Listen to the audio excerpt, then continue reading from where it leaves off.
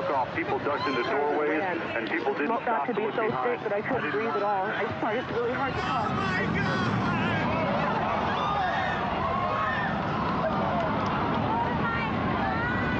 They're both down now.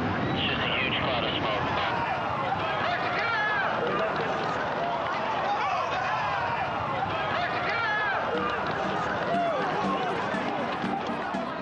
As the dust finally settled across our American landscape in the aftermath of 9/11, I felt compelled to take a long, hard look at the world around me. Questions and uncertainties seemed to emanate from all aspects of society. Though I'm far from what you'd call a conspiracy nut, I couldn't help but wonder if we were all being brainwashed, conditioned like rats in a maze, with the goal of making us think and believe certain things without any rational explanation or concern for the effects or the future.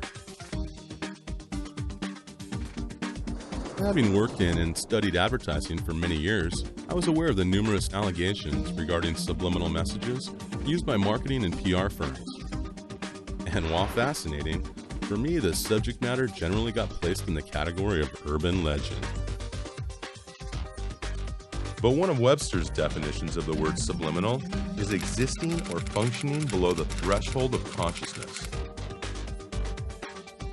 And then it occurred to me, isn't that the way a lot of the media, politics, and pop culture operates? Below our level of awareness? So could it be possible that subliminal techniques were actually targeting our subconscious minds to get us to do what they wanted? After all, the media itself had popularized this very notion, not only on the network news from time to time. A subliminal message. Subliminal messages, the power of mind control. But by hyping and trivializing the topic in feature films, TV shows, and commercials like these. Hey, have you heard about the crazy new way to send a message today? It's flashed on a screen, too quick to see, but still you get it subliminally. Ladies and gentlemen, the 59 Chevy. See it? Isn't it beautiful? You used a subliminal cut. Oh, quite a few subliminal cuts from some photos I made.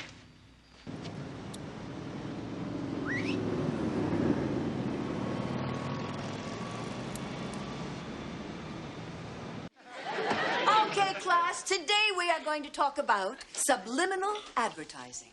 What's that? Scully, are you familiar with subliminal messages?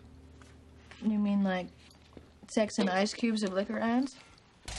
Why would anyone want this shit job? Because it affords them other interesting opportunities. Like splicing single frames of pornography into family films? Yvonne et Miage. They keep saying that. Let me play this backwards. Join the Navy. They're recruiting people with subliminal messages. Oh, what do you expect? Those bastards turned a whole generation of Americans into smokers with their damn subliminal advertising. Subliminal.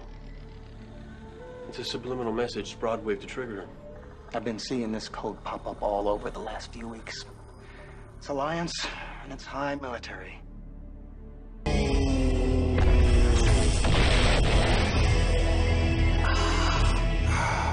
Subliminal advertising complete.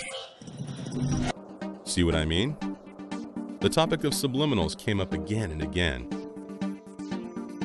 But could such techniques really be contributing to a variety of social, political, and economic problems currently present in our culture, such as obesity, anorexia, and other eating disorders? The ongoing war on terror.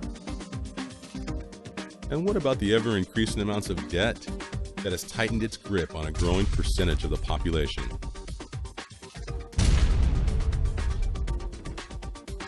The middle class is rapidly disintegrating, and the division of wealth is becoming wider and wider.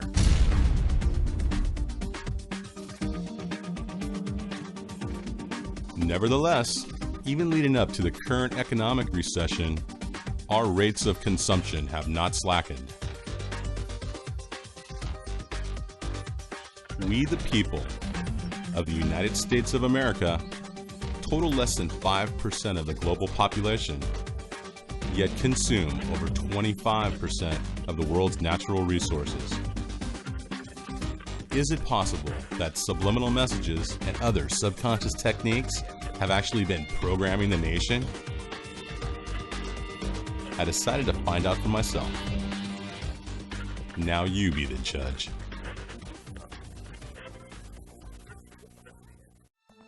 To get things rolling, I had to know more about the inner workings of the subconscious mind itself. So we met with the man I consider the godfather of subliminals, Wilson Bryan Key.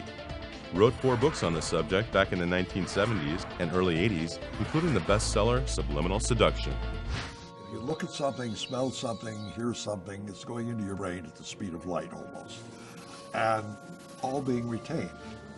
Now what comes out in terms of cognitive or conscious perception is very limited bits and pieces of this. One of the earliest acknowledgments of the unconscious process appears in some of Aristotle's writing, which goes back a good bit. Sigmund Freud was the first person to coherently probe the existence of the unconscious and postulate that people have a lot of emotions and drives that they're not aware of. Freud's theories were, at the time, very controversial. Because he was telling people, in a sense, things they didn't really want to know about. Freud used a number of techniques to determine what their unconscious conflicts were, and one of those that he was very involved with was interpreting their dreams. He felt that when people were sleeping, the barrier between the unconscious and the conscious relaxed, and the people actually experienced in the dream state their true unconscious motivations. Freud wrote an interesting book on the uses of these things socially, and he warned these are dangerous toys to play with because we don't understand them, we're not likely to understand them, and they're capable of triggering off pathological response. You know, it really started in America with Ed Bernays, who imported and used some of Freud's psychoanalytic theories to give people in their consumer choices substitutes for sort of primal urges. In his book, Propaganda, he said it was the duty of marketing people to lead an otherwise unleadable, irrational, free people to making a consensus or a decision that was a responsible decision. And so we had a marketing philosophy that was inherently about manipulating and motivating a public. In times like these, most men become highly suggestible. They listen eagerly for any voice which sounds authoritative. They listen eagerly for anyone who can tell them what is wrong and what to do to right it. And the best way to sell is to find an access to the subconscious. So you're not just presenting a product or a picture or a celebrity in film. You're making that accessible to the unconscious processes of millions of people.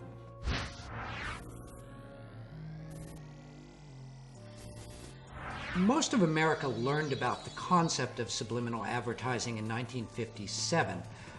There was a marketing researcher by the name of James Vickery, and he announced that he had done this very elaborate experiment, supposedly. He claimed that he had conducted a secret experiment in a New Jersey cinema in which he had flashed the words "hungry, eat popcorn, and drink Coca-Cola" over the movie Picnic starring Kim Novak. And they weren't even single frame ads. They were much faster than that because he was using something called a tachistoscope. The high-speed tachistoscope. This is a projector that flashes about 1/50th of a second, though you can change that speed. And he reported that the Coca-Cola consumption went way up, the popcorn consumption went way up. Enormously successful. In a New York City warehouse, oddly lined with mattresses and chicken wire, Vickery held a press conference in the summer of '57 to unveil this technique. He reported an increase in Coke sales of 18% and popcorn sales of 57% during the New Jersey experiment he claimed was held earlier that year. Today, the Vickery experiment continues to be one of the most misunderstood stories of subliminal messaging in America. Like if you're watching a film and all of a sudden something will quickly flash that you can't actually see, and it puts it in your mind that you maybe want a Coke. In the 50s, you know, like when movies started turning on, you used to go to movies, used to put the little popcorn thing, right, subliminally there. And I've heard that they do that in like movies, like buy Coke is like flashed on the screen when it's right before the movie starts. So I could see how you could. Do you think they're doing that in movie theaters? Do you think it's... I don't know, I get really thirsty. Yeah. As a kid in the 1970s, I remember my dad having read Subliminal Seduction, which he quoted as proof that such techniques were being used in theaters. A story I believed as fact for many years.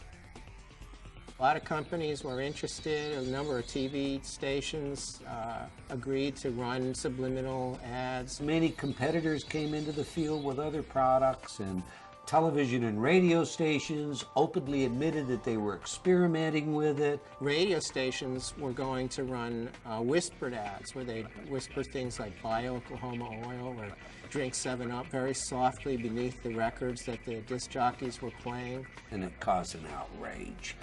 The public got very nervous and very excited about it. There were all sorts of editorials against this. Congress decided that they would have to hold hearings on this. Vickery went to Washington to demonstrate this process. And this led to statements like those by Norman Cousins that condemned subliminal as the most dangerous technology to have ever been developed by man.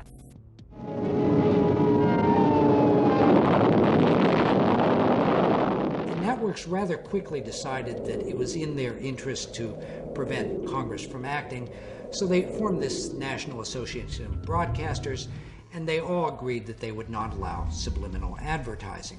And they took the position that it didn't work. They tried to calm the public's anxieties by insisting that it wasn't effective. Vickery dropped out of the consulting business and kind of retired. And as he later admitted, this was all basically a scam. The experiment that he said he'd done, he hadn't really done. Unfortunately, The Godfather never bothered to mention this fact in his 1973 bestseller, but rather has continued to perpetuate this belief to date. They increased the consumption of Coca-Cola and popcorn enormously. And there's a little grain of truth to it. I mean, there have been other experiments. Arguably, there might be a moderate increase as a result of commands like drink Coca-Cola. It couldn't possibly amount to the statistics that he had suggested. But once you let the genie out of the bottle, it's very hard to put it back in. So we've had this almost a mythos of subliminal advertising ever since then. Although the Vickery experiment seemed to be closer to folklore than fact, there's no denying the enormous amount of additional research that it spawned in this field. So motivational researchers in the 50s developed a variety of electronic equipment that they could measure people's unconscious reactions to. Like one of these was a galvanic skin response where they would measure minute fluctuations in the amount of sweat on your skin, which was related to your state of anxiety. Or also a heartbeat, or they had special cameras in supermarkets that would measure the dilation of the pupils that would indicate how interested a person was in a product. I looked into the numerous studies published in scientific journals since the late 1950s and found that the majority showed evidence of our mind's ability to register subliminal perception. The advent of new technology, positron emission tomography, enhanced magnetic resonance imaging, etc., and we're seeing a whole lot of new research come out, shows us what areas of the brain are excited by subliminal stimulation. Kilborn and Associates in the mid-'80s did a fascinating experiment where they took two actual advertisements that they believed contained subliminal impacts that they had found on their own. And one of them was a Marlboro ad, which showed guys on horseback driving through the range with big rocks around them. And one of the rocks, allegedly, had been made to look like an erect phallus. And they hired an artist and they adulterated the picture and took the phallus out so they would have a control. And then they showed it to people and measured their galvanic skin responses and found out that the picture with the phallus had a greater effect than the picture without the phallus. But to what extent could something we were totally unaware of having seen really affect us? I contacted a leading researcher on the subject to get their opinion. Dr. Howard Chevron is a professor of psychology at the University of Michigan who has spent over 50 years studying the effects of subliminals on the subconscious mind. We were the first to demonstrate that you could detect responses from scalp electrodes where we had a group of words that were clearly negative and words that were clearly positive. And the words are sort of mixed up together, and they're presented at 1,000th of a second. So I wanted that to be no nonsense, you know, no question about whether people were aware. At 1,000th of a second, you ain't seen nothing. And the basic finding was that the negative words, when they were presented subliminally, would have a bigger voltage of brain response than did the positive words. Again, this goes back to the whole general scientific question: can a subliminal stimulus in and of itself cause a person's behavior to change, and to change in some significant way about something important? And the evidence there is problematic. There are some studies that say yes, others that say no. That's strange. According to the youth pastor at the church I attended as a teenager in the 80s, subliminals in rock music were guilty of causing people to take drugs, worship Satan, and commit suicide.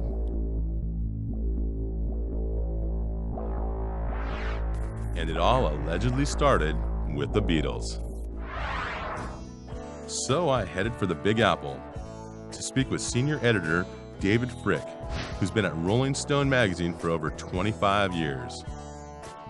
For one thing, they were the biggest group in the world. They had carte blanche at the EMI studios at Abbey Road, and therefore they could pretty much do whatever they wanted. They were also unbelievably curious.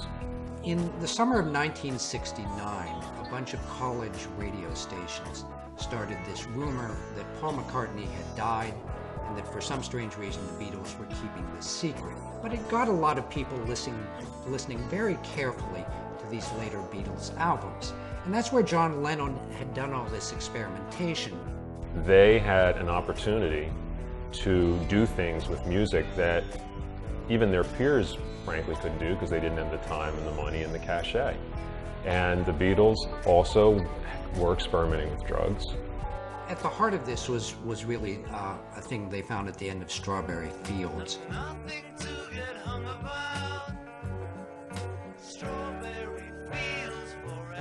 I know, I buried Paul, that kind of thing, whatever. Yes, that is manipulation.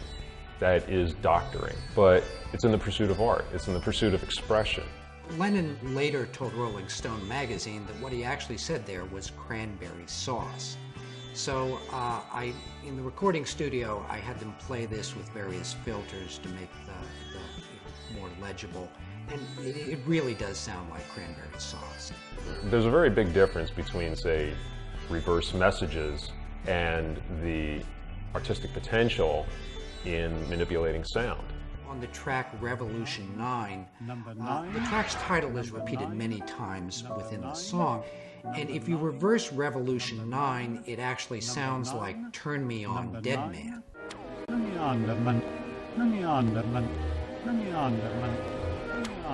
In order to write a lyric that will say one thing forwards and something else backwards, what kind of writer do you have to be? That's a genius beyond my comprehension. I can't imagine that anyone's that smart.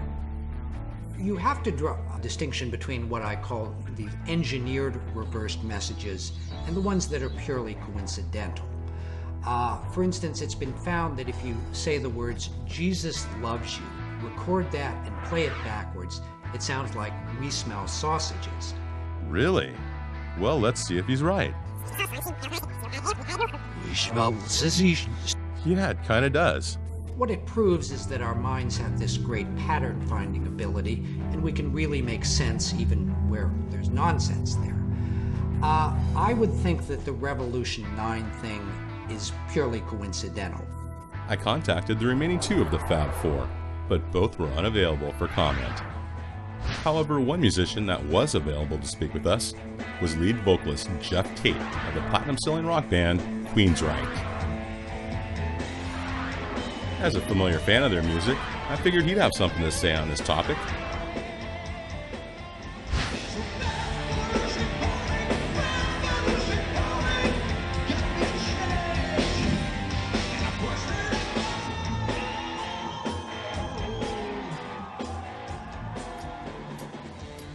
What we try to do with our music is to paint a picture, an audio picture, to best get across the message we're trying to convey with the lyrics.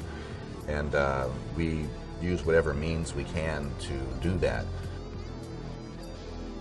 The first album I remember hearing anything like that on was the Beatles' Sgt. Pepper. That was filled with all kinds of interesting sound collages, and spoken word pieces, and specialty sounds. You know, some people talk about, the dangers of subliminal messages. They talk about that in music, and I think that topic itself is subjective. What is subliminal? It all depends on who's listening. You know, I hear things very clearly in records, that are there, because that's my gig, that's what I do. I listen to things very carefully. Other people might think something's subliminal because they've never heard it before. Well, they're just not focused on it. So I think it's all kind of debatable. We'd like to forewarn you to brace yourself, because what you are about to see is hardcore truth that much of the mainstream media would like to keep hidden from your eyes. Another person who seemed to know a lot about subliminals in music was Pastor Joe Schimmel of Fight the Good Fight Ministries. He's produced a Christian rockumentary about the messages in popular music called They Sold Their Souls for Rock and Roll. People would be blown away if they realized the subversion that takes place in popular media, and that the agendas that lie in back of much of that subversion. One group that he addresses as having contributed to this trend in music was Led Zeppelin, the biggest selling rock band in history. Here we see Robert Plant, while singing Stairway to Heaven, telling his fans that sometimes words have two meanings, as he signs with his hands that they are both forward and backwards. 'Cause sometimes words have two meanings. But basically, backwards, and over 25 words backwards straight, it says, "Here's my sweet Satan. I want to live it backwards like the Zepp, whose power is Satan, and he will give you 666. Rock recording engineer Andy Johns agreed to meet with us to set the record straight on this issue. He's worked with some of the most famous bands in history and engineered Led Zeppelin 2, 3, 4, and part of Physical Graffiti. I was sitting in a room when I was producing Cinderella in about 1987. This child who was on methadone started questioning me on this backward masking. It's crap. This satanic phenomena goes far beyond the scope of human ingenuity and is demonically inspired. Bob Garcia of A&M Records stated, quote, "It must be the devil because nobody here knows how to do it." Well, there's no point to that anyway. And you can make anything up you want if you wish. So I believe personally, deep down, they know what's going on, and they were seducing their fans into, hey, the whole power trip. Backwards masking is rubbish. It never happened. We never did it. That's just a fact. I was there. There's so much evidence out there, but it's under the surface at first, and I think when people begin to see it, hopefully they care enough about truth more so than experience. While the jury was still out on this, I figured one way to reach my own verdict was to conduct a mini experiment with a small group of high school students who were unfamiliar with the alleged satanic messages found in this portion of Zeppelin's Stairway to Heaven, which you now hear. We divided them into 3 groups and had them all listen to the same small section of the song, both forward and backwards. For the first group, we displayed the satanic messages which Schimmel and others have claimed were present when played in reverse.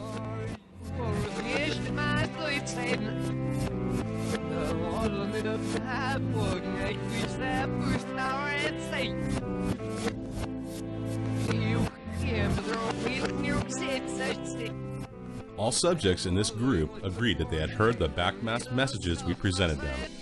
If you listen, they're there. Yeah, I heard them all. That's crazy. But it was definitely put there on purpose and maybe just for certain people to hear it. For the second group, we displayed lyrics I made up on my own, based on sort of what I thought it sounded like when played backwards.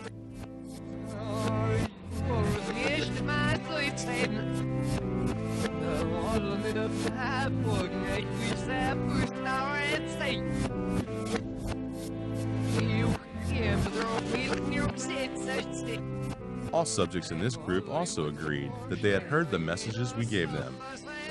I could definitely hear the words in that. How did someone even find that out? Almost like a conspiracy theory, in my opinion, that's like, oh, there's hidden messages in this. For the third group, we played the section backwards, but provided no lyrics at all, asking the students to simply tell us their own interpretation of what they heard. No one in this group was able to decipher a single word on their own. The only thing I really heard was music. It kind of sounded like it was in a different language. It was kind of scary. I mean, it sounded like it was saying something, but in a different language. So, as Plant seems to indicate in this video, apparently people will hear what they're primed and told to hear. If the band or even the dark forces of evil hid such reverse messages in their music, it appears unlikely that anyone can find them without being told what to look for. You know, if you want to hear Satan talking to you while Stairway to Heaven plays backwards, then that's exactly what you'll hear. You'll find a way to hear it. Mark Mothersbaugh is a founding member and lead singer of the band Devo. In addition, he's also produced music for film, television, and video games. First time in Devo that anybody ever said anything to us about subliminal messages, we'd made this short film, and it was long before MTV. It was called In the Beginning Was the End, The Truth About De-Evolution. And somebody came up to us after we showed the film once, this woman, and she was really mad. She goes, I know what you're doing. I know what you're up to. And we're like, what? What'd you say? And she goes, I know what you're doing. I saw it. I saw on the screen, I saw the word submit and the word obey. And we're like, wow, where'd those go? How'd those get in there? And so we were like, yeah, right. And after that, you know, we were thinking, oh, we got to put subliminal messages in our stuff now. To me, backward masking, you know, and the Beatles and Paula's Dead or any of that kind of stuff, to me, that was just all the fun stuff. That if you were a fan, you looked for that kind of stuff and you wanted to find it. The idea of it being dark or malevolent, you know, I think is just kind of paranoid thought on the part of people that already don't like the music. I never really saw anything of harm coming from backward masking.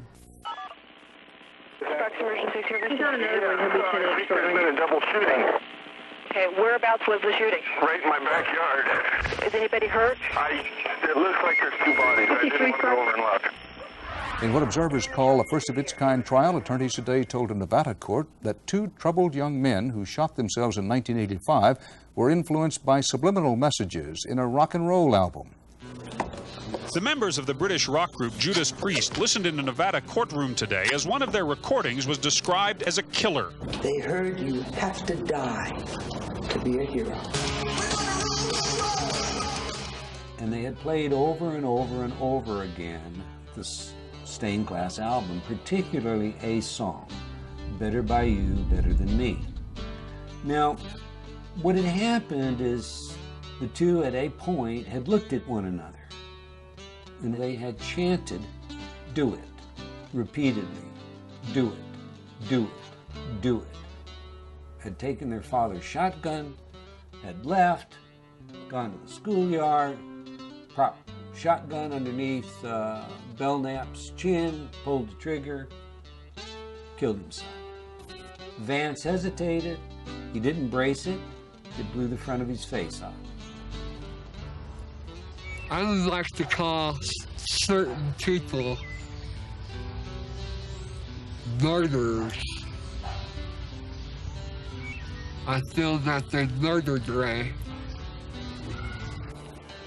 Are there subliminal do-its on the Better By You, Better Than Me song? Absolutely not. I heard the word, do it, the words do it, but I didn't understand in what context or why it was there. I identified approximately 7 of them. It's very difficult because it is at a subliminal level.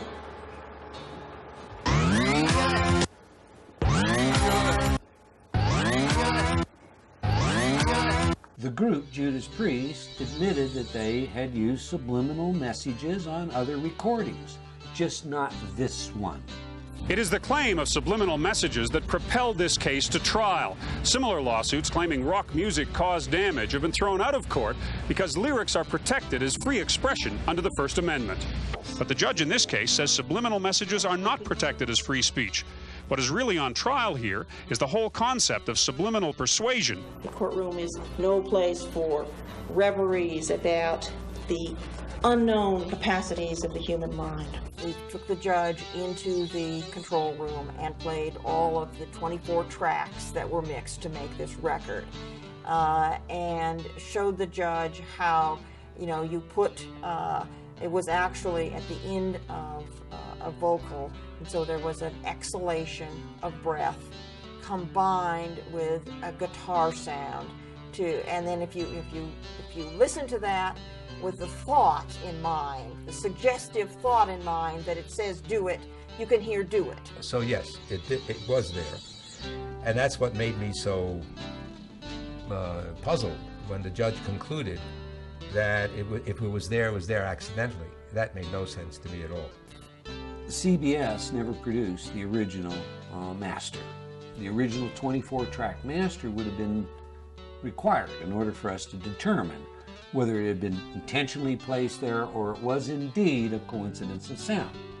And so I argued that it was the straw that broke the camel's back. And the judge decided, look, they had all kinds of reasons to harm themselves, and to make a case for that alone, it didn't hold water. Prosecution have alleged us and tried to paint this picture of drug-crazed Satan worshippers, and nothing could be further than the truth. It's absolutely ridiculous and bizarre. And people just don't appreciate that, we're humans with feelings like everybody else, and we don't all sing about love. We would get cars and our emotions would just soar with the music, and then they'd go up and down and up and down, and it was like a drug, like a narcotic. Did you understand what he said? He said, looking back now, the music would almost drive you crazy. Drive you crazy? Well, yeah, it did. I wanted to climb the walls. I couldn't stand it. And his behavior would just change. And you can't always blame it on the parents. You can't always blame it on the music industry. You can't always blame it on movies and television. But all these things we have to acknowledge are influential factors on children and their decisions. So all of these things should be looked at and considered. I couldn't agree more with the pastor on this one. And as a filmmaker, I had to explore further how the movie and TV industry might be affecting us subconsciously.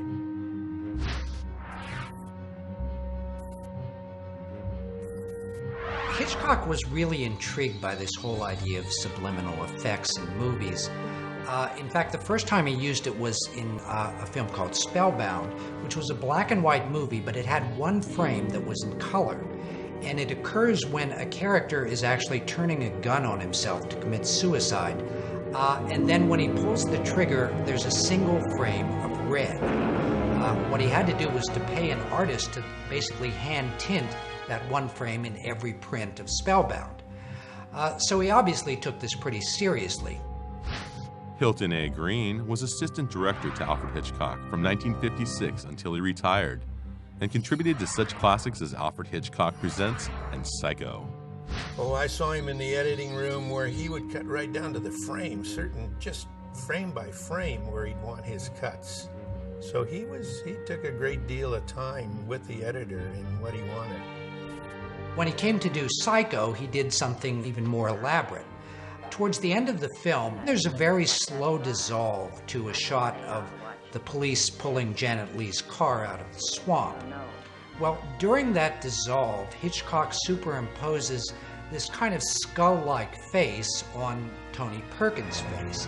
So it creates a rather ghoulish effect. And obviously Hitchcock thought that this increased the emotional punch of this particular part of the movie.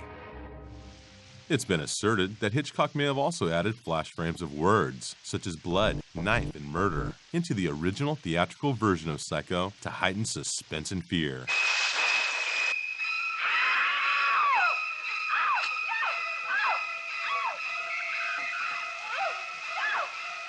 Audiences are very gullible. I just feel that you can lead an audience like Hitchcock would do, and I think you could do it with subliminal.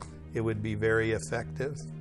If murder and knife and that sort of thing was intentionally put in, it was done. I wasn't around. It was done when he worked with the writer. Christopher Coppola is a writer, producer, and director who also apprenticed under his grandfather, composer Carmine Coppola, on the film Apocalypse Now. Walter Merchant and Richard Beggs, with some of the electronics in Apocalypse Now, they were always mixing real sounds underneath sounds that weren't associated with the object to make you feel a certain way, or anything that would heighten a certain fear during the warfare. On top of that desire to be very, very accurate was this desire to go very deep psychologically. I mean, there were any number of tricks or things that happened in the soundtrack of that movie. During the helicopter attack on the village, a wooden trestle bridge is destroyed, and so these wooden timbers their explosions. Also mixed in with that were the sound of bowling pins being struck with a bowling ball.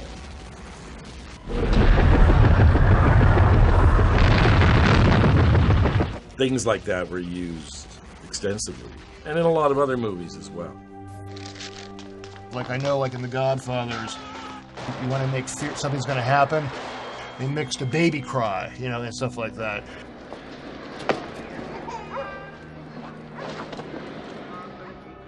The baby crying is very, very important to pay attention to, because otherwise there's no future. That's why babies' cries are so irritating. You can't ignore it. Satan?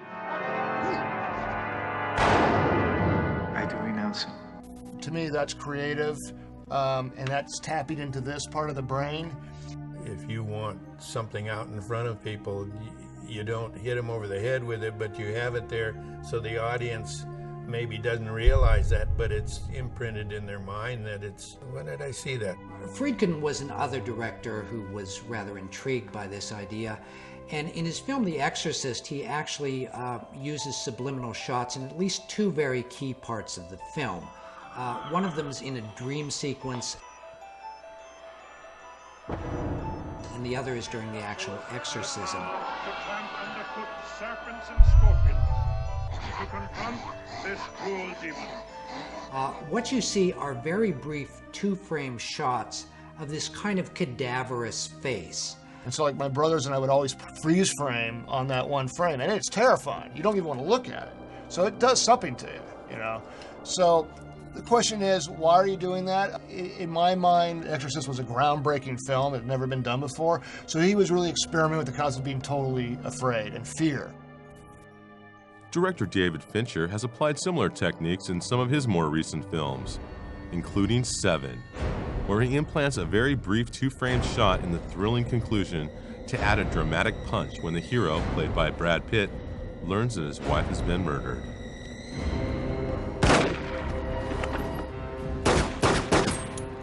Although you might expect such tactics in films like this, the last place you'd probably expect to find it is in Disney animation. Last June, delegates to the Southern Baptist Convention's annual meeting voted to boycott Walt Disney. They are pushing a Christian bashing, family bashing, pro-homosexual agenda. There was the suggestion that a clergyman became sexually aroused while he was performing a marriage ceremony. The allegedly offending bulge goes by in less than a second. But if you were to slow down a few frames of this scene, you might think the preacher was indeed more than happy to see Ariel. There. Right there, right there, right there. What is it? It is clearly his knee. Everybody knows it's his knee. Not everybody. We ask for a transformation of Disney, or Disney will go down. And what about the numerous claims of hidden sexual imagery in other animated Disney films? such as this phallic symbol in the background of the original movie poster from The Little Mermaid. The letters SEX, formed by flower petals in the night sky of this scene from the theatrical and VHS release of The Lion King.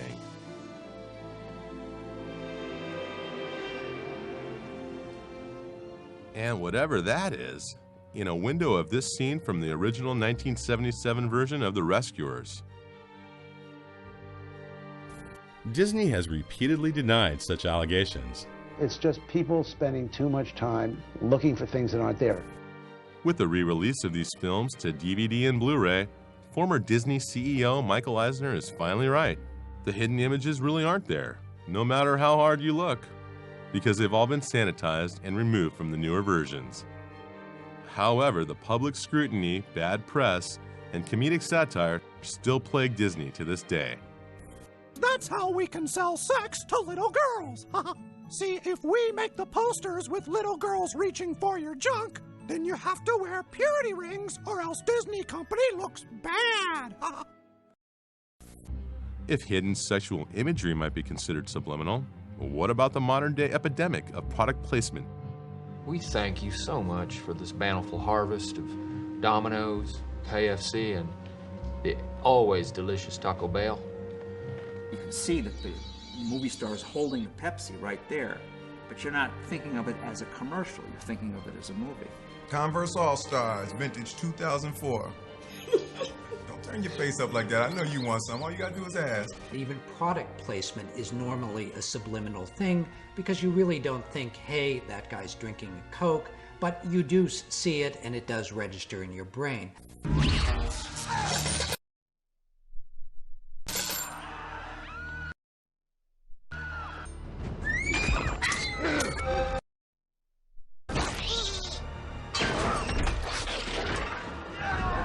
I think that's the best way to do it than hitting them over the head with a product right in their face.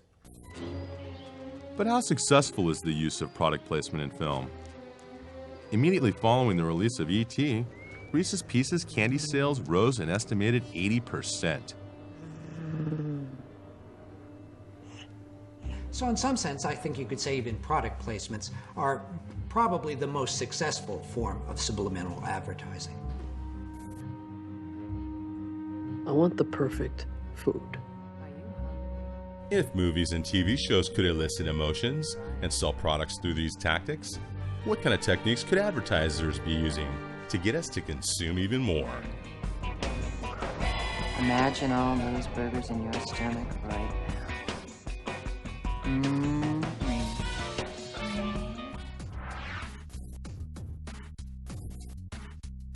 Jerry Mander spent 15 years as an advertising executive during the 60s and 70s, including 5 as partner and president of a San Francisco ad agency. He's best known for his books, 4 Arguments for the Elimination of Television and In the Absence of the Sacred.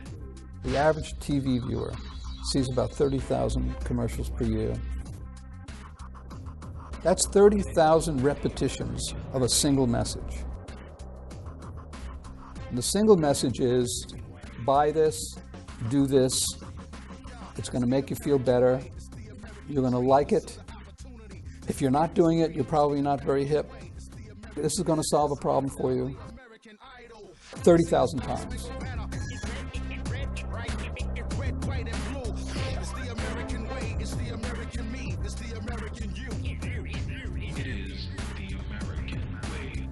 Systemically, advertising works better on people who are lonely and afraid. It's a kind of a form of reverse therapy. You know, you go to a therapist because he wants to resolve your unconscious conflicts and make you feel better about yourself. But media has exactly the opposite orientation. You need to create tension in the viewer, conscious tension and anxiety, so that they look to a product for relief. You afford not to be in good hands.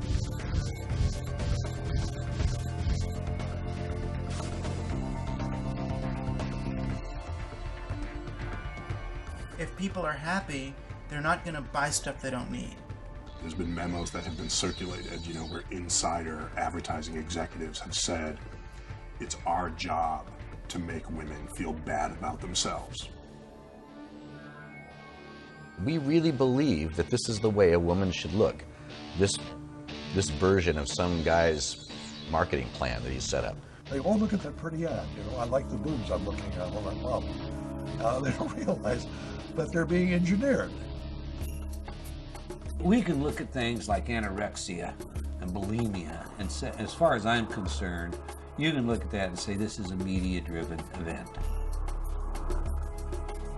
Our families are being destroyed. I mean, we've never, in the history of humanity, been under an assault because we've never had mass media like we do today. With my previous experience as an advertising account sales executive, I felt a personal connection to these issues and wanted to know more. So who better to help me translate this language of mass media than MIT professor of linguistics, Noam Chomsky. As a world-renowned scholar, political activist, media critic, and author, he's written dozens of books, including Manufacturing Consent, Profit Over People, and Failed States. Is the purpose of the television ad to make you an informed consumer making a rational choice? No. The purpose of the ad is to delude and deceive you with imagery. So you'll be uninformed, you'll make an irrational choice. That's what business spends hundreds of billions of dollars a year on. And the last thing they want is markets. What they want is coercion and control. You know, when Goebbels developed a powerful propaganda system in Nazi Germany, they were explicitly borrowing, very explicit, from U.S. commercial propaganda, commercial advertising, to copy these techniques. You know, simple slogans repeated over and over again, appealing to the emotions, I mean, all those ideas which had been worked into practically a science. Anne Simonton was once a top fashion model and has appeared on the cover of Vogue, Glamour, and Sports Illustrated. Today, as founder of Media Watch, she's a leading authority on the effects of mass media.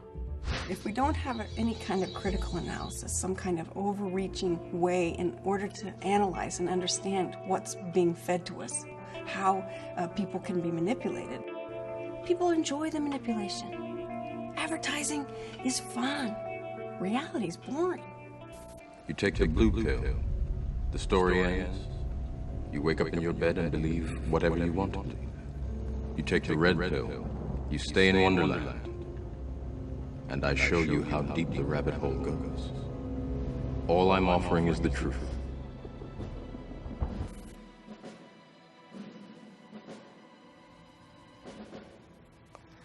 Let's see, TV pretty much. Advertisers are looking to get the attention of younger and younger children. And any advertising directed to a young child should be considered subliminal, because young children don't know the difference between the ad and the program. It all blends seamlessly together. Any advertising to 4-year-olds or 5-year-olds or 6-year-olds is dealing with a consciousness which is not using rational processes. People use the television as a babysitter, right? They plop their kid down in front of a TV, and there's no guidance, there's no instruction, there's no parent sitting there watching TV with the kid. They start targeting children at 9 months old. They've noted that by 2 years old, they can achieve brand loyalty and recognition. This is extraordinary. When you see something on TV that you want, what do? Ask my mom for it. And what if she says no? I just keep asking and annoying her for it. You know, every psychology student discusses, of course, the 4 fundamental drives, the 4 F's. There is fight, flight, feeding. You never forget the 4 F's when they're explained to you that way. Our society, largely driven in part by advertisers motivating us to consume, we end up with the 5th drive. It's more. More.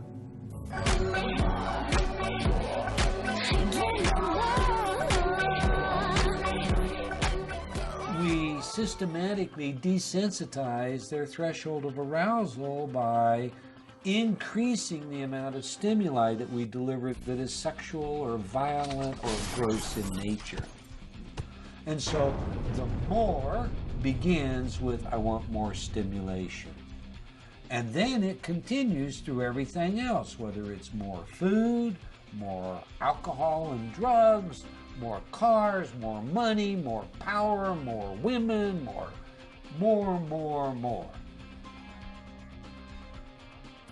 I mean, why are people maxed out on their credit cards? They're buying things that, you know, who knows if they need them or not. I mean, consumerism becomes a secular religion where we use certain material goods to fill holes in our souls. Any one of us can be trapped by this. I mean, I would ask anyone to look around their house at how many things that any of us have bought over the course of the last 10 years we don't use. Simply knowing what's going on is not going to protect you from the effect. You can know perfectly well that they put this gorgeous model in an ad to get you all excited about Coors beer. The fact is, it's still going to work. We're all consuming and acting and behaving precisely the way that they want us to. It's what the church does, it's what monarchs did, it's what advertisers do, and you know, and the game continues. Some are wondering if perhaps there was a subliminal ad, a flash of a commercial product seen on the show. But how deep does the game go? What are the rules? And is subliminal advertising really used to ensure that the house always wins?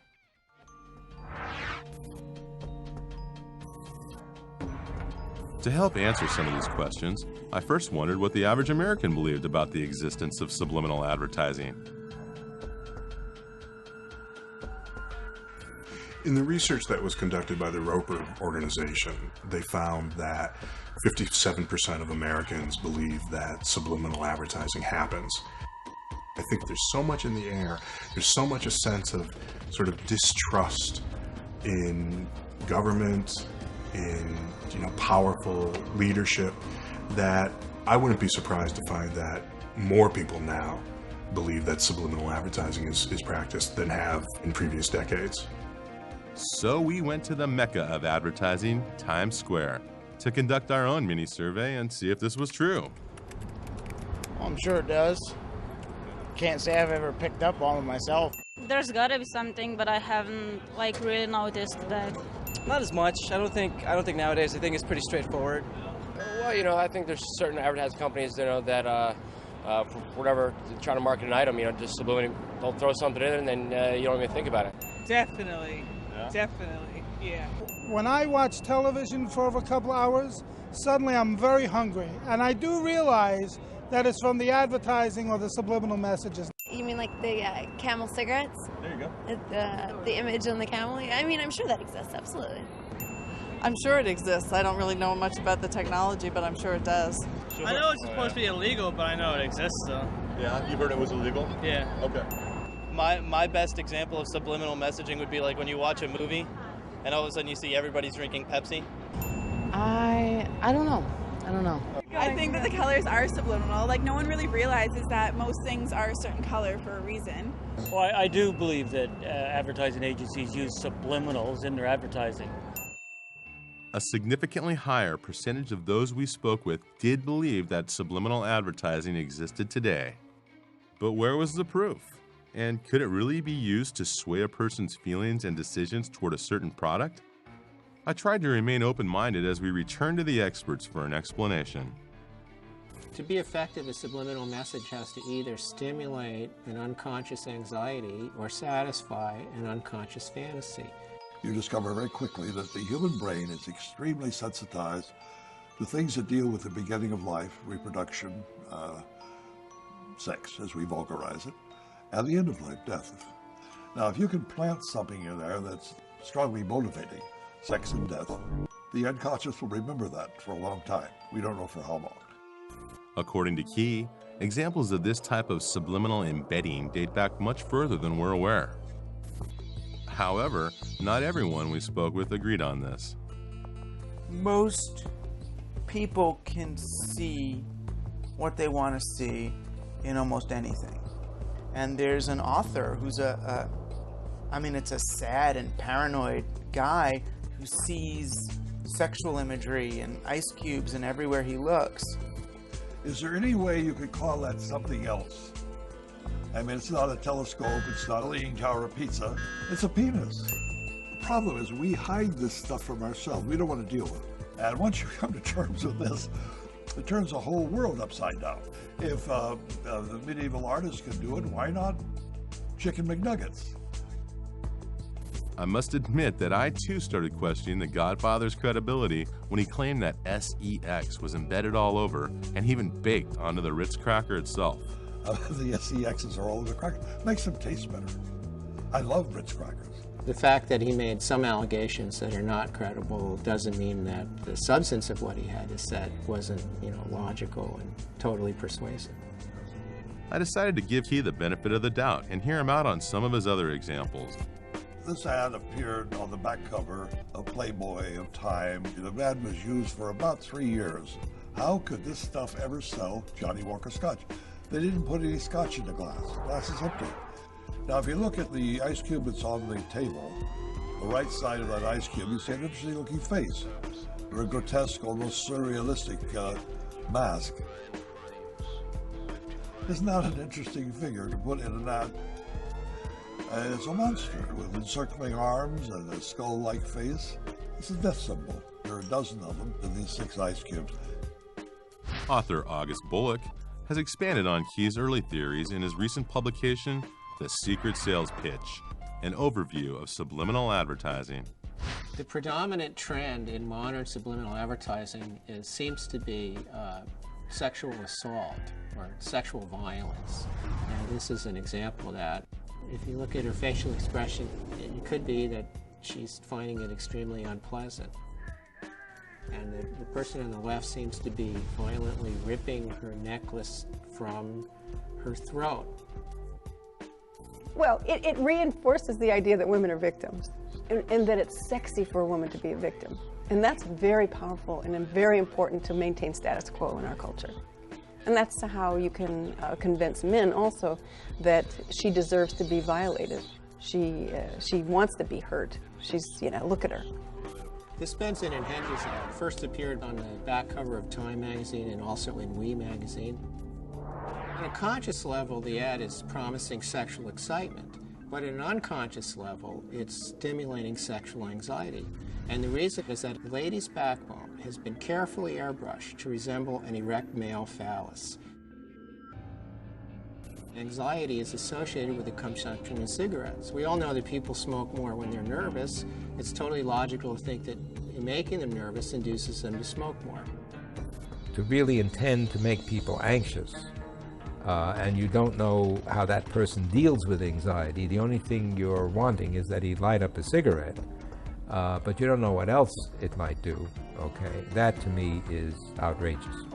If you're very sensitive to the idea of phalluses, you're going to have a much harder time seeing the phallus in the Benson and Hedges ad than if you're not. And if you're more sensitive to it, it's more likely to have a greater effect on you unconsciously. So in that respect, that they are tapping into something that I think is strong, potentially, and therefore is very worrisome.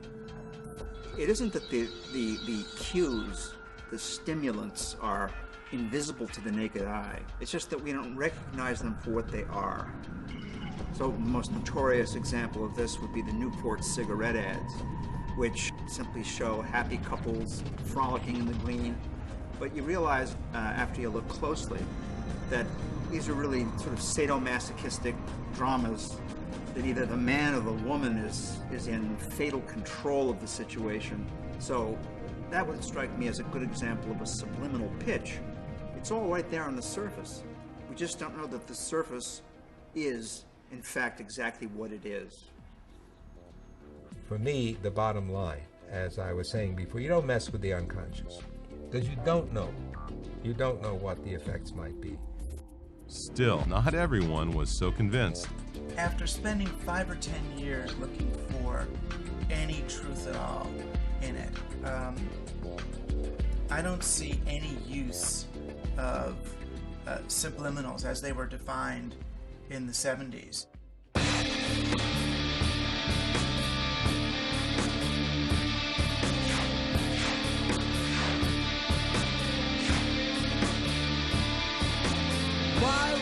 waste your time wondering what's wrong, wondering what's right in front of your eyes, or what makes you sick.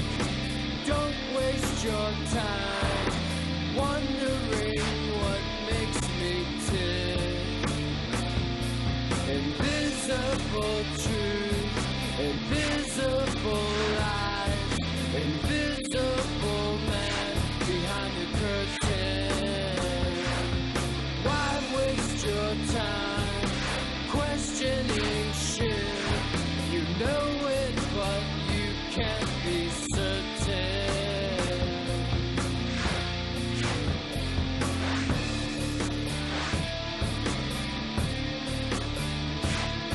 Well, sex ain't what I need, but sex gets the job done. It's not like you've been shooting heroin. Buy a new wardrobe, buy a new Audi. No wonder we're all I've worked inside ad agencies. I've worked side by side with evil people. You know, to see, did anybody anywhere do any of this? And no.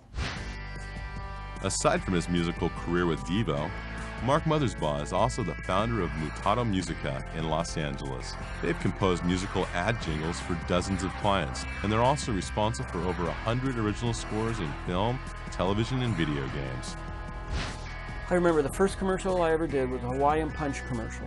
And I remember putting the message, sugar is bad for you. Just, set it in low volume in the background. And everybody in the room's tapping their pencils, and they're all, they're just all these execs and the creative people, and they're all going, yeah, that's Hawaiian Punch, yeah. And they're just like singing the song, and they're just like, and we're looking at each other and we're like, nobody heard it yet. And it was like, sugar is bad for you. It went down on the commercial, and it went out nationally. And we found a whole list of things that we were able to easily put in a commercial and never once got stopped. They must work, because we said something. I remember doing a Levi commercial and saying something like, this is the uniform of the WAD. And I don't know, they're all wearing blue jeans now, so it must have worked. It must have helped Levi's out, I guess. I'm sure that if I can put, subliminal messages in a commercial, that advertising agencies must have a much easier time of it and probably can do it in much bigger ways. So I personally contacted some of Madison Avenue's finest to see what they had to say about such claims. Good afternoon, Amalgamated. This is Carmen. And we were wondering if someone from Amalgamated would be interested in meeting with us. Good afternoon, that must be a PBL. Can you tell me who you're transferring me to? Good afternoon, JWD. Send me a voicemail. After over 100 calls and emails to dozens of agencies, not one single person currently employed in the ad industry was willing to step forward and speak with us. Advertisers just can't admit it. I mean, of course they can't admit it. They're not going to say they embed, phalluses and cigarette ads. I used to work in advertising for many years as a research director, and all I ever got in response to my questions were obscenities. Contrary to what many people think, subliminal advertising is not really illegal. Not illegal? Did anyone have authority over regulating such methods?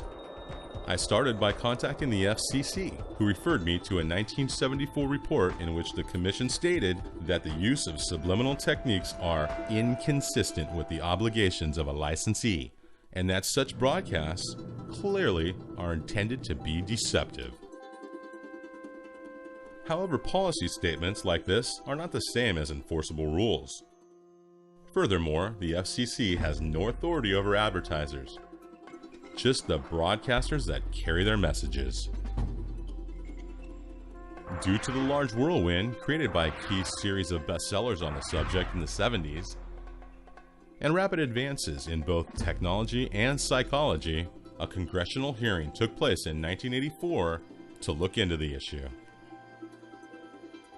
For over 30 years, Dr. Eldon Taylor has researched and written about the effects of subliminal stimuli on the subconscious mind, most recently in his book, Mind Programming. What happened in 1984 is really the culmination of a long story, you know. Orwell's book, 1984, some have said predisposed Congress to investigate Orwellian techniques. And of course, subliminal is often thought of as an Orwellian technique. There had been complaints, and Congress investigates complaints from their constituents. The House Subcommittee on Science and Technology wants to find out if the technology is being abused. Kansas Democrat Dan Glickman is chairman. I myself think that subliminal communication clearly has a Twilight Zone implication to it. I think it's incumbent upon us in Congress to at least explore the issue to see how widespread it is. The veritable who's who of the advertising world appeared, and they argued subliminal does not work. We don't use it, and we don't use it because it doesn't work. University of Michigan's Dr. Howard Chevron called for a moratorium on the technique until further study is completed. Although this may sound like science fiction, we may be on the threshold of invading the individual's perhaps last stronghold of personal privacy, his own inner thoughts. My estimation is that they certainly got sufficient evidence that something along those lines was happening. The conclusion in their report was that it was unlikely to be having the effects that were claimed. The law in Congress did not pass. The laws didn't pass anywhere in any state because of what I believe was a deliberate disinformation campaign designed to make the public feel comfortable. We don't use it, and if we did, it wouldn't work. In front of you is a manual. This manual was sent to me and is a training manual of one of the largest advertising agencies on the planet. And this training manual, in a very sophisticated way, lays out several ad campaigns that have actually run. Major products, how they embedded both taboo imagery, devils and whatnot, and sexual imagery. So, not used, I know that is just flagrantly false. There was a memo, which I have a copy of at home, from the National Association of Advertising Agencies that went out to every advertising agency in the country advising them what to do if I come to town. They said, keep the hell away from this guy. A crazy person writes a book about a fraudulent joke experiment and ends up creating such a stir that an organization is created, the American Association of Advertising Agencies, to dispel the myth. So I contacted the 4A, which is basically just a members-only club of ad agencies that include the most proficient and successful persuaders in the world. I was referred to Vice President of Public Affairs, Kip Chang, and requested an interview to find out about their current stance on subliminal advertising. Unfortunately, after numerous email requests, he refused to meet with me. So, during one of our trips to New York City, we dropped by the Chrysler Building to see if I might be able to persuade him. I'm here to see Kip Chang. From what company? 4A. Surprisingly, Mr. Chang gave me and my cameraman all passes to come up to the 4A lobby. Finally, it looked like we were going to speak with someone from the ad industry. But when we got there... You can't shoot in this building. The fact that you won't meet with me. You guys out. I will talk to you. Okay. After kicking my crew out, he took me into his office and lectured me for about 10 minutes on why it was wrong to do such a documentary. He also explained that he could help me if he wanted, but that he wasn't going to. To this day, I still don't understand why Mr. Chang let us up there in the first place. I also couldn't help but wonder if there was something he was trying to hide.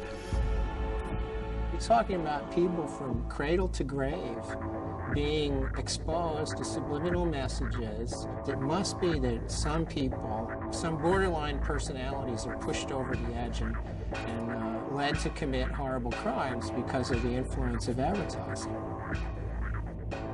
There is loose in their test people like me today whose dangerous impulses are being fueled day in and day out, by violence in the media in its various forms, particularly sexualized violence.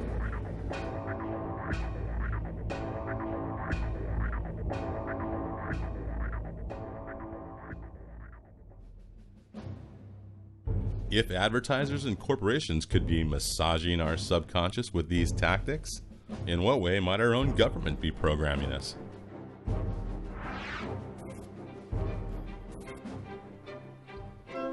In the 2000 presidential campaign, George Bush ran an attack ad against his opponent, Al Gore. The Bush prescription plan, seniors choose.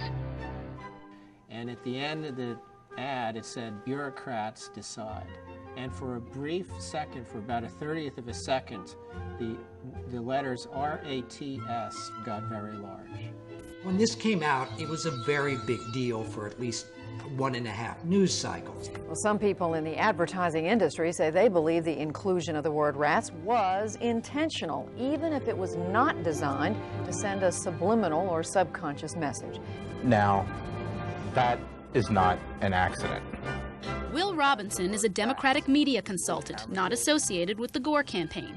He finds it implausible that no one noticed the word rats when the ad was in production. Someone made a decision to put that word up on screen and make it part of the spot. And they worked hard to make sure it was that way. The Bush campaign, of course, has denied this. They say that it was an accident. Just ask the man who made the so-called rats ad, Republican consultant Alex Castellanos. Let me see if I can say this more clearly for you. I didn't know it was there. It's a ridiculous thing. There is no secret rat strategy to win an election that I'm aware of. You had both Gore and Lieberman decrying this use of subliminal advertising. I find it a very disappointing development. I've never seen anything quite like it. George Bush was forced to do his best to disassociate himself from this entire thing, which he actually did very effectively. You know, the idea of putting subliminal messages in the ads, I don't think we need to be subliminal about the differences between our views. Subliminal messages. You talk about subliminal. So if the guy can't pronounce it, he couldn't have been behind it, I guess. The ad has run 4,400 times in 16 states, including big battlegrounds like Florida, Michigan, Ohio, and Pennsylvania. Did she say Florida? Remember what happened in that state during the 2000 election? The recount that's occurring in Florida is an automatic recount based on state law. It was not requested by the Gore campaign. Until these guys on the Supreme Court halted the Florida recount. And tonight, for the sake of our unity as a people which and led to this, our democracy, I offer my concession. And ultimately to this. I, George Walker Bush, do solemnly swear. But could such techniques really affect an election?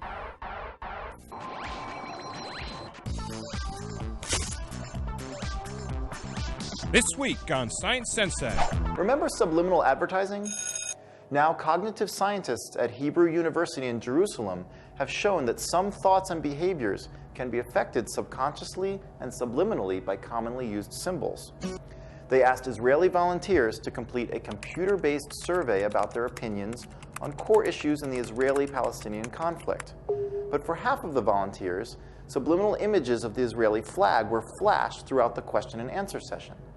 The flashes were 16 milliseconds, faster than we can do here. You might expect that exposure to such a strong nationalistic image would polarize people to one political extreme or the other. But in this case, the subliminal image of the flag pulled people from both ends of the political spectrum toward the middle compared to the control group. And phone calls to these people after the elections confirmed that most of them followed through when they actually voted. This research is important because it shows that subliminal messages can affect your attitude and behavior. For Science Central News, I'm your Science Sensei. I'm Science Sensei, and I approve this message. After taking office in 2001, the Bush administration and numerous government offices and large corporations spent exorbitant amounts and hit record levels in their production of video news releases to push their agendas. I wondered if this kind of media manipulation might fall under an expanded definition of subliminal. A video news release, or a VNR, is created by a public relations agency, usually, in order to communicate a specific message on the behalf of a client. whether it's a politician or a corporation or a government office. Amy Goodman is host of Democracy Now!, a global, grassroots, independent daily news hour, broadcast on over 500 public radio and television stations in America and around the world. The use of video news releases has to be challenged at every level in this country, VNRs as they're known. The government puts them out, corporations put them out. They'll have a fake reporter who's actually a public relations professional. And this story goes out to newsrooms around the country. So there are people watching a program that they think is news, but the actual news reports aren't news reports at all, but are paid advertisements that look like news reports. This is someone pushing a product, but it's presented as a fair and balanced report, which it, of course, isn't. While I don't know if I would call that subliminal, I do think that it fits into this entire environment of so much of our media operating on a below the radar, below the threshold of consciousness. There are hundreds of channels. Can they all be doing this? What matters, though, is not the channels. It's who owns those channels. And that issue of media consolidation is critical. The rise in the use of video news releases has a great deal to do with the conglomeration of the mass media. Because as more and more TV stations around the country come to be owned by the fewer and fewer players, there's more and more cost cutting that goes on in the newsrooms of these stations. You know, when you look at a media environment where only 5 or 6 companies control the vast majority of the world's media, and they work in collaboration with each other, and they share members of boards of directors and things of that nature, like in the same way that I say we have to broaden our concept of subliminal, I think we also have to broaden our concept of what a conspiracy is. They're using our airwaves, and they have a responsibility to bring out the full diversity of opinion and to get to the truth, not to bring you news stories that are disguised as their own when they're simply government or corporate propaganda. I think that we're censored heavily without us even realizing it. I mean, just omitting a story from a newspaper is censorship. That happens every day. This is why media monopoly matters. You really can silence different views. You can silence dissent when a few media moguls own so much, when you have just a few framing who is right and who is wrong, who is evil and who is good. The Bush-Cheney administration has used VNRs to push their prescription drug plan, and they've used it particularly heavily in trying to spread the word about the weapons of mass destruction inside Iraq. That is no longer a mainstream media. That's an extreme media beating the drums for war.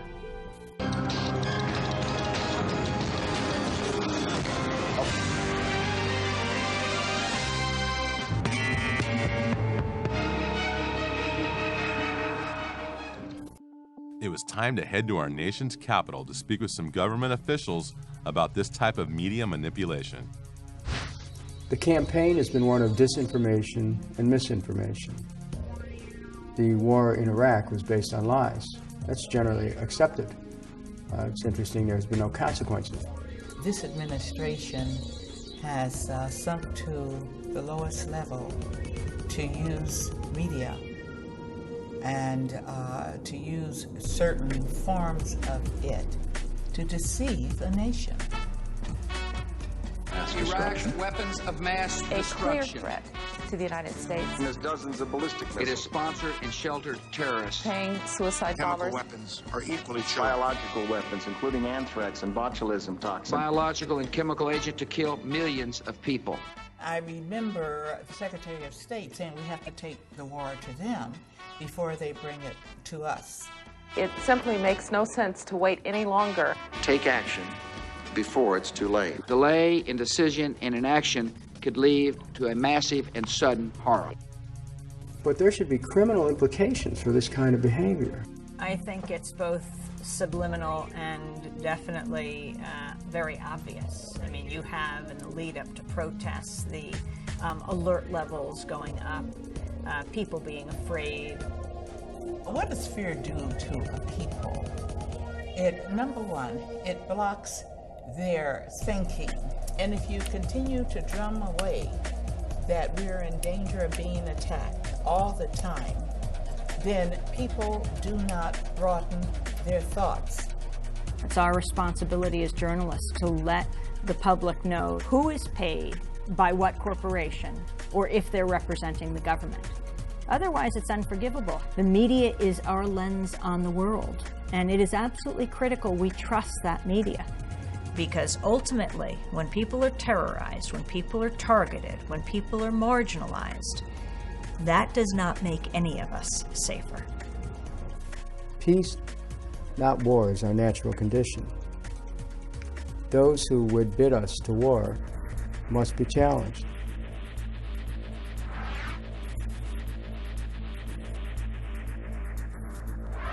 In my ongoing research, I learned about military divisions within the U.S. Army called Psychological Operations Units. Their main goal is to influence a target audience, such as governments, organizations, or individuals, and to induce specific emotions, motives, and ultimately, behavior. When you start to talk about PSYOPs, of course, people start looking for your tinfoil hat. Psychological operations is what I prefer, because PSYOP kind of sounds like it's a, clandestine thing. And I'm not into conspiracy theories per se. An Army document written in 1980 by the former commander of the 7th Psychological Operations Group even mentions how PSYOPs techniques may approach the subliminal. The fact is that highly sophisticated ways of incapacitating people, of terrifying them, making them anxious. Our military and our intelligence bureaus have been studying this kind of invisible weaponry for decades. I mean, it's at least as old as the Cold War. Meet retired Colonel John B. Alexander, a man trained in psychological operations in the mid-60s, and author of Future War and Winning the War.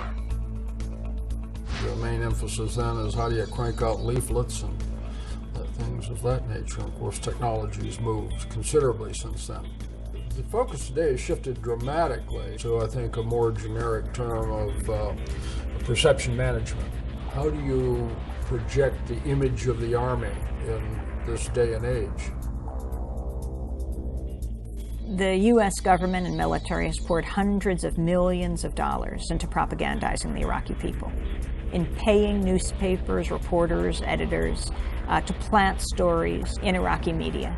Now, what does this do? When you talk about the U.S. military forces moving forward and there being victory, and Iraqis on the ground seeing that what they're seeing in their newspapers and on television doesn't reflect the reality, it undermines any kind of growth of democracy, because then they have no confidence, no trust of their media. Call me crazy, but I started to wonder if similar PSYOPs techniques were being used here at home against us.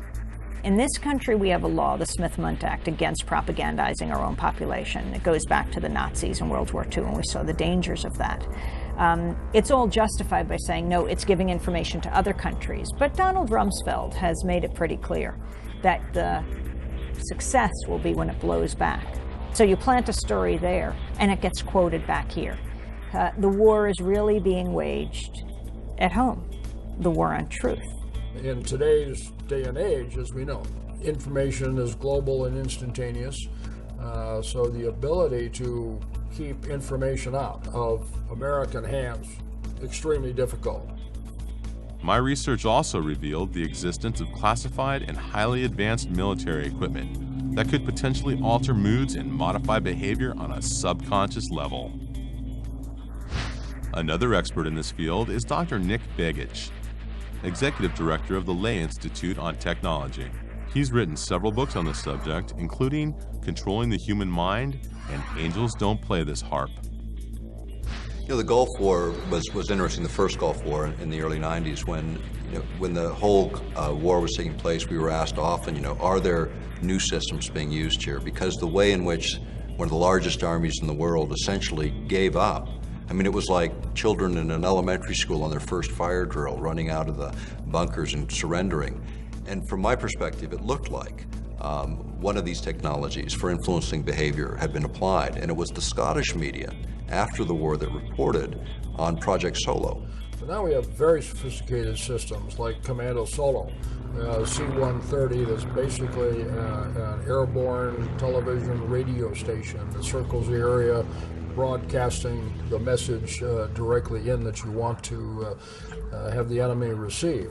But one of the other things they do is they piggyback signals on other carriers. In other words, the broadcasts already going on in the area. In other words, the Muslim music and prayers that all of these troops were listening to every day, they would piggyback a signal on that would create anxiety and fear as an emotional state. I asked the colonel if there was any truth to these claims of new technologies applied during Desert Storm.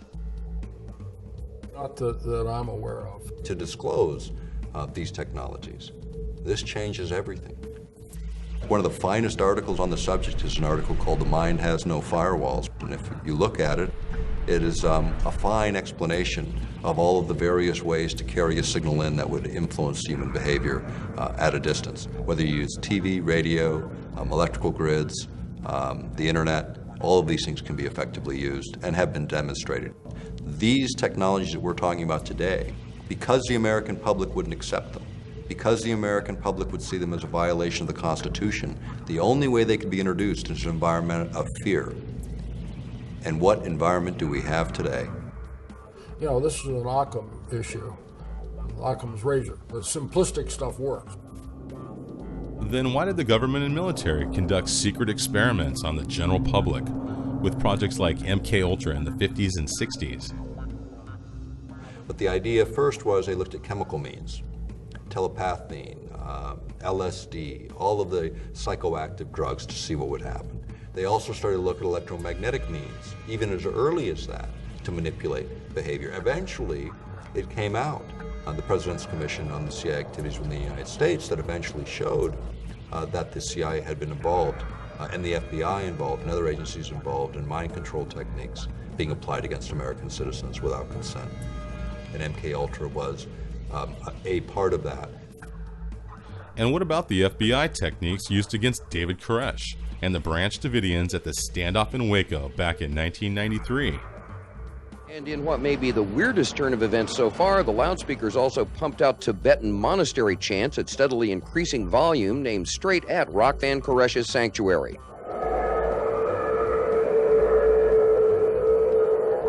They were warned that this could heighten matters, and they decided to take the risk, and those loudspeakers that were on vehicles were actually also delivering other information.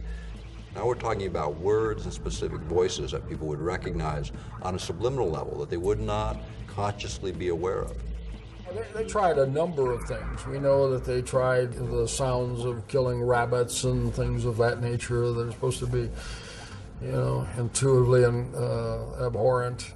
Noise that would affect you on a fear level, to create fear and anxiety.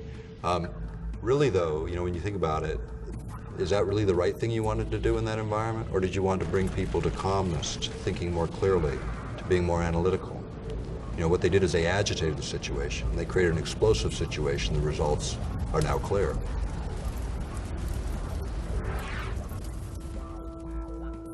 The simplistic stuff works. Then why has our government and military created Project HARP in Alaska? HARP is the High Frequency Active Auroral Research Project. It was originally a joint effort of the Air Force and Navy. It's now run by DARPA. It's just dropped a little bit in terms of classification, but it has multiple possibilities and lots of effects. They just finished upgrading it from 48 antenna to 180. The thing about HARP is an instrument designed to do exactly what Persinger was talking about, which is this idea of modulating the ionosphere in a way that can be used for weapons applications.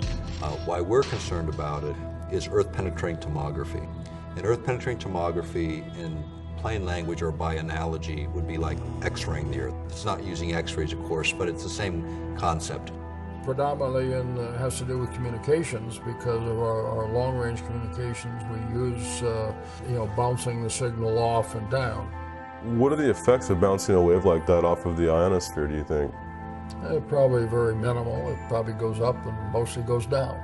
It's like punching the ionosphere, and every punch of high frequency causes the ionosphere to vibrate in harmony. That converts the ionosphere from direct current to alternating current, and then it behaves as a giant broadcast antenna, pumping the signal back to the Earth in the ELF range. According to the PSYOPs Mind War document mentioned earlier, the effects of ELF, or extremely low frequency waves, on the human body has been connected to both physiological disorders and emotional distortion. Infrasound vibration up to 20 Hertz can subliminally influence brain activity, inclining an audience toward everything from alertness to passivity, and could be used in conjunction with media broadcast as well. In the case of ELF, where you have these very low pulsed signals, you get what's called a frequency following response, an FFR in the literature, or brain entrainment is often referred to it in that way. And this is where the brain actually locks onto these external signals, even these very, very subtle signals. It locks on and begins to mirror. So the brain patterns fall into those patterns, which is a change in emotional state. In the conspiracy arena, they talk about a whole host of effects. Up to and including turning people into zombies or whole societies into zombies and all that. Again, the evidence against that is we haven't got any societies of zombies. Our BobeTube is doing a pretty good job on that, by the way. Look at them. You know, when you talk about conspiratorialists, let's talk about the military and what their job is. Their job is to think of every horrible situation that could ever occur and then develop a plan around it. That's conspiracy theorist at the ultimate level, with billions and trillions of dollars to spend to figure it out.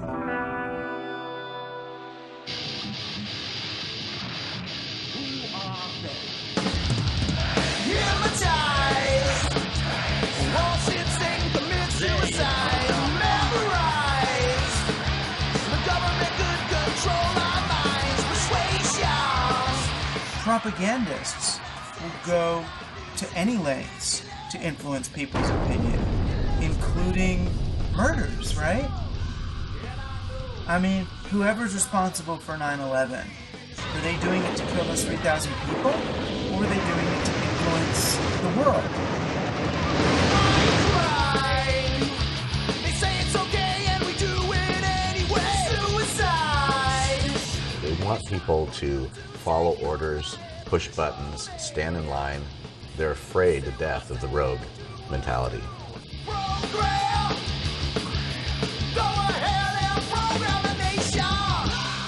When you manipulate people, it's anti-democratic. What you're really trying to do is you're trying to control people. People don't need to be controlled. They need to be able to make their own decisions. Consciousness, the freedom to think, is a fundamental human right. The idea of violating free will is something that even God doesn't do. And yet man thinks they can do this. At this defining moment, change has come to America. But has it really? Or is this more of the usual political propaganda from our most eloquent new leader? If the facts are clear that we're currently engaged in a mind war, how long will we remain plugged into their weapon of choice? Killing our boredom while we sit back, passively entertained, and do nothing. Baghdad, 3,000. What can we do? Lives have glamour. I am the queen of opulence. This is mass madness, you maniacs! In God's name, you people are the real thing. We are the illusion. So turn off your television sets. Turn them off now. Turn them off right now. Turn them off and leave them off. Turn them off right in the middle of the sentence. But in today's society, where media saturation permeates far beyond the television, is that really enough? If enough of us were to rise above our subconscious to a greater level of awareness and collectively united by tuning out and turning off, Can you imagine the mass movement that would take place? Remember the last time something like that happened? I have a dream today. Ask not what America will do for you, but what together we can do for the freedom of man. You've got to put your bodies upon the gears and upon the wheels, upon the levers, upon all the apparatus, and you've got to make it stop. And you've got to indicate to the people who run it, to the people who own it, that unless you're free, the machine will be prevented from working at all. If we can get a critical mass of people thinking a direction, it will influence and change the rest of the world. This collective mind, this mind field, tend to lead me to believe that that might be the greatest hope man has. But until then, for me, it's no longer a question of if, but to what extent the government, mass media, and advertisers have succeeded in programming the nation, and how far they might go if left unchecked and in control.